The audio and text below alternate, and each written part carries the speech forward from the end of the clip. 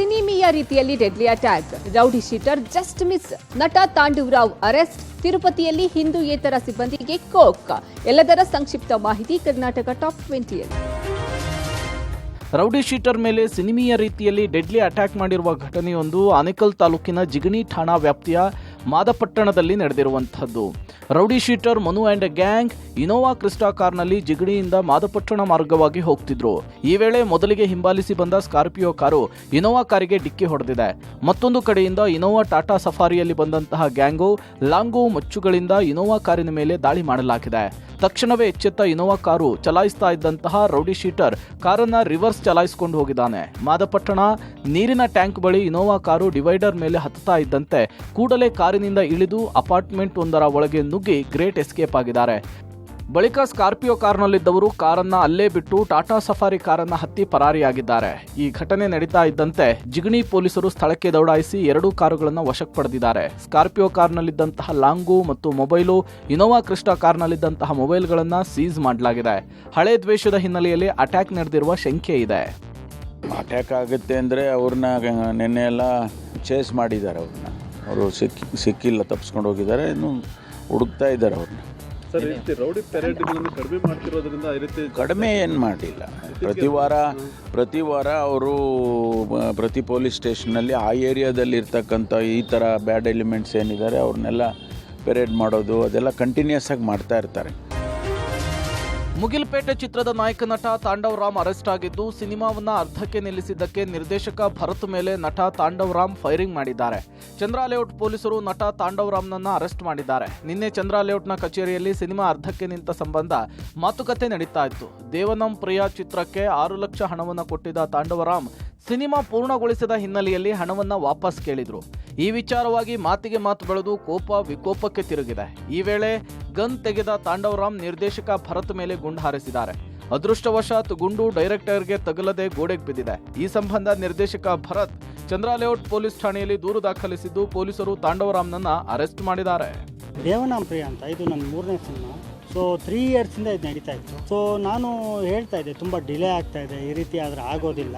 3 ವರ್ಷ ಎಳೀತು ಅಂದರೆ ನಮ್ಮ ಕೆರಿಯರ್ ಇರಲ್ಲ. ಮೊನ್ನೆ ಜೂನಲ್ಲಿ 2nd ಶೆಡ್ಯೂಲ್ನ ನಾನು ಮುಗಿಸ್ತಾ ಇರಲಿಲ್ಲ, ಮತ್ತು ಟೆಕ್ನಿಷಿಯನ್ಗೆ ಪೇಮೆಂಟ್ ಹೋಗಿರಲಿಲ್ಲ. ಸೊ ಆ ವಿಚಾರವಾಗಿ ನಾನು ಪ್ರೊಡ್ಯೂಸರ್ಗೆ ಹೇಳಿ ಇಲ್ಲಿ ಕರೆಸಿದಾಗ ನಿನ್ನೆ ಹೋಗಿ ಮಾತಾಡೋಕ್ಕೆ ಅಂತ ಹೋದಾಗ ಮಾತಿನ ಚಕಮಕಿ ಆಯಿತು. ಸೊ ಮಾತಿನ ಚಕಮಕಿಯಲ್ಲಿ ಅವಾಚ್ಯ ಶಬ್ದದಿಂದ ಬೈದರು.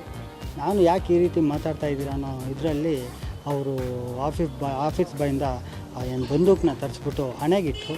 ನೇನು ಟ್ರಿಗರ್ ಒತ್ತಬೇಕು, ಎಡಿಟ್ರು ನಮ್ಮ ಸಿನಿಮಾ ಎಡಿಟ್ರ್ ಅಲ್ಲೇ ಇದ್ದರು, ಅವರು ಮೂವ್ ಮಾಡ್ತಾರೆ, ಅದು ಮಿಸ್ಫೈರ್ ಆಗುತ್ತೆ. ತಿರುಮಲವನ್ನ ಕಲಿಯುಗದ ವೈಕುಂಠ ಅಂತಲೇ ಕರೆಯಲಾಗುತ್ತೆ. ಹಿಂದೂಗಳ ಆರಾಧ್ಯ ದೈವ ಶ್ರೀ ವೆಂಕಟೇಶ್ವರ ಸ್ವಾಮಿ ಸ್ಥಾಪಿಸಿದ ಪವಿತ್ರ ಕ್ಷೇತ್ರ ಇದಾಗಿದೆ. ಇಂತಹ ಪವಿತ್ರ ದೇವಾಲಯದಲ್ಲಿ ಇತರೆ ಧರ್ಮದ ಜನರು ಕೆಲಸ ಮಾಡುವ ಬಗ್ಗೆ ನಿರಂತರ ಚರ್ಚೆಗಳು ನಡೀತಾ ಇದೆ. ಹಿಂದೂ ದೇಗುಲಗಳಲ್ಲಿ ಅನ್ಯ ಧರ್ಮೀಯರಿಗೆ ಉದ್ಯೋಗ ನೀಡಬಾರದು ಹಾಗೂ ಅವರನ್ನ ಕೂಡಲೇ ವಜಾಗೊಳಿಸಬೇಕು ಅಂತ ಹೇಳಿ ಹಿಂದೂ ಸಂಘಟನೆಗಳು ಆಗ್ರಹಿಸುತ್ತಿವೆ. ಇದೀಗ ಟಿಟಿಡಿಯಲ್ಲಿ ಅನ್ಯ ಧರ್ಮೀಯರಿಗೆ ಕೋಕ್ ನೀಡಲಾಗಿದ್ದು, ಹಿಂದೂಯೇತರರ ಮಳಿಗೆಗಳನ್ನ ತಿರುಪತಿಯಲ್ಲಿ ತೆರವುಗೊಳಿಸಲಾಗಿದೆ.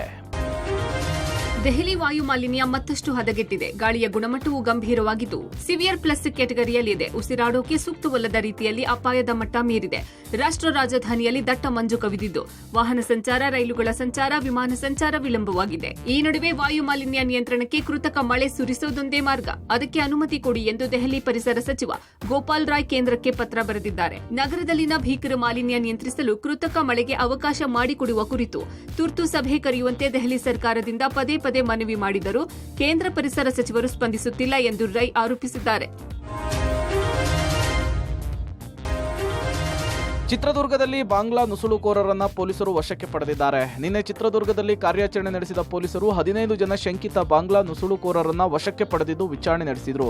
ಈ ವೇಳೆ 15 ಜನರ ಪೈಕಿ 6 ಜನ ಬಾಂಗ್ಲಾ ನುಸುಳುಕೋರರು ಪತ್ತೆಯಾಗಿದ್ದು, ಬಾಂಗ್ಲಾ ಮೂಲದ ಶೇಖ್ ಶೈಪುರ್ ರೆಹಮಾನ್, ಮಹಮ್ಮದ್ ಸುಮನ್ ಹುಸೇನ್ ಅಲಿ, ಮುಜಾರುಲ್ ಅಜೀಜುಲ್ ಶೇಖ್, ಮಹಮ್ಮದ್ ಸಾಕಿಬ್ ಸಿಕ್ದಾರ್, ಸನೋವರ್ ಹುಸೇನ್ ನನ್ನ ಚಿತ್ರದುರ್ಗ ಪೊಲೀಸರು ವಶಕ್ಕೆ ಪಡೆದಿದ್ದಾರೆ.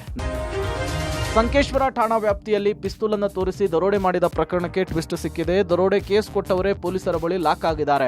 ಕಾರನ್ನು ಅಡ್ಡಗಟ್ಟಿ ಗನ್ ತೋರಿಸಿ ಕಾರು ಸಮೇತ 75 ಲಕ್ಷ ದರೋಡೆ ಮಾಡಿದ್ದಾರೆ ಅಂತೇಳಿ ಸಂಕೇಶ್ವರ ಪೊಲೀಸ್ ಠಾಣೆಯಲ್ಲಿ ದೂರು ದಾಖಲಾಗಿತ್ತು. ಪ್ರಕರಣ ಬೆನ್ನತ್ತಿದ ಪೊಲೀಸರು ದೂರುದಾರ ಸೇರಿ ಮೂವರನ್ನ ವಶಕ್ಕೆ ಪಡೆದು ವಿಚಾರಣೆ ನಡೆಸಿದ್ದಾರೆ. ಈ ವೇಳೆ ದೂರು ಕೊಟ್ಟವರೇ ದರೋಡೆ ಡ್ರಾಮಾ ಮಾಡಿರುವುದು ಬೆಳಕಿಗೆ ಬಂದಿದೆ. ನವೆಂಬರ್ 15ರಂದು ದರೋಡೆ ಆಗಿದೆ ಅಂತೇಳಿ ಮಹಾರಾಷ್ಟ್ರದ ಸೂರಜ್ ಹೊನಮಾನೆ ದೂರನ್ನ ದಾಖಲಿಸಿದ್ರು. ದೂರು ದಾಖಲಿಸಿಕೊಂಡು ತನಿಖೆ ಆರಂಭಿಸಿದಾಗ ನೇರ್ಲಿ ಬಳಿ ಕಾರು ಪತ್ತೆಯಾಗಿತ್ತು. ಕಾರಿನಲ್ಲಿ 1.01 ಕೋಟಿ ಪತ್ತೆಯಾಗಿದ್ದು, ಇದರಿಂದ ಅನುಮಾನಗೊಂಡು ದೂರುದಾರರನ್ನ ವಿಚಾರಣೆ ನಡೆಸಿದಾಗ ಡ್ರಾಮಾ ಮಾಡಿರೋದು ಬೆಳಕಿಗೆ ಬಂದಿದೆ. ಸದ್ಯ ಸೂರಜ್, ಕಾರು ಚಾಲಕ ಆರಿಫ್ ಶೇಖ್, ಅಜಯ್ ಸರಗಾರ ಸೇರಿ ಮೂವರನ್ನ ವಶಕ್ಕೆ ಪಡೆದು ಪೊಲೀಸರು ಹೆಚ್ಚಿನ ವಿಚಾರಣೆಯನ್ನ ನಡೆಸುತ್ತಿದ್ದಾರೆ. ಬೆಂಗಳೂರಿನ ಅರಮನೆ ಮೈದಾನದಲ್ಲಿ ಬೆಂಗಳೂರು ಟೆಕ್ ಸಮಿಟ್ ನಡೀತಾ ಇದೆ. ಏಷ್ಯಾದ ಅತಿದೊಡ್ಡ 27ನೇ ಟೆಕ್ ಸಮಿಟ್ಗೆ ಸಿಎಂ ಸಿದ್ದರಾಮಯ್ಯ ಚಾಲನೆ ನೀಡಿದರು. ಡಿಸಿಎಂ ಡಿಕೆ ಶಿವಕುಮಾರ್, ಸಚಿವ ಪ್ರಿಯಾಂಕ ಖರ್ಗೆ, ಮುಖ್ಯ ಕಾರ್ಯದರ್ಶಿ ಶಾಲಿನಿ ರಜನೀಶ್, ಶಾಸಕರಾದ ಶರತ್ ಬಚ್ಚೇಗೌಡ, ರಿಜ್ವಾನ್ ಅರ್ಷದ್, ಉದ್ಯಮಿಗಳಾದ ಕಿರಣ್ ಮಜುಮ್ದಾರ್ ಶಾ, ಕ್ರಿಸ್ ಗೋಪಾಲಕೃಷ್ಣ ಸೇರಿ ಹಲವರು ಭಾಗಿಯಾಗಿದ್ದರು. 3 ದಿನಗಳ ಕಾಲ ತಂತ್ರಜ್ಞಾನ ಸಮಾವೇಶ ನಡೆಯಲಿದೆ. ಐಟಿ ಕ್ಷೇತ್ರದಲ್ಲಿ ಸಾಧನೆ ಮಾಡಿದ ಸಾಧಕರಿಗೆ ಸಿಎಂ ಸಿದ್ದರಾಮಯ್ಯ ಸಚಿವರು ಸನ್ಮಾನ ಮಾಡಿದರು.